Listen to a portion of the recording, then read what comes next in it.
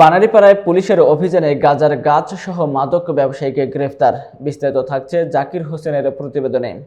বরিশালের বানারীপাড়ায় গাঁজার গাছ সহ মহিউদ্দিন নামে এক মাদক ব্যবসায়ীকে গ্রেফতার করেছে পুলিশ। মঙ্গলবার রাতে ইলুহার ইউনিয়নের ৭ নং মলুহার গ্রামে অভিযান চালিয়ে তাকে আটক করা হয়। গ্রেফতারকৃত মহিউদ্দিন ওই গ্রামের মোশাররফ হোসেনের ছেলে। গোপন সংবাদের ভিত্তিতে ওসি মোহাম্মদ মোস্তফার নেতৃত্বে থানা পুলিশের একটি দল মৃধাবাড়ি সংলগ্ন বাগানে অভিযান চালায়।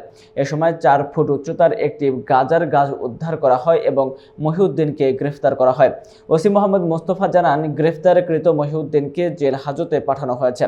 বানারীপাড়াকে মাদক মুক্ত রাখতে পুলিশ কঠোর অবস্থানে থাকবে এবং মাদকের বিরুদ্ধে জিরো টলারেন্স নীতি অনুসরণ করবে। আপনারা জানেন যে মাদক একটা সমাজের একটা অপরাধের প্রধান কেন্দ্রবিন্দু।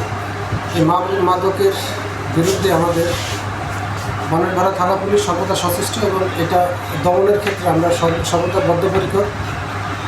এই মাদক নির্মূল করতে যে অভিযান চলাকালীন আজকে আমরা রাতে ৮টার দিকে বিশালকান্তি এলাকা থেকে গোপন সংবাদের প্রেক্ষিতে মহিউদ্দিন নামের জন্য একজনকে একটি মাদকের গাছ সহ আটক করি। তার স্বীকারোক্তি অনুযায়ী তার বুদ্ধাখালী জমিতে মাদক গাছটি উদ্ধার করি।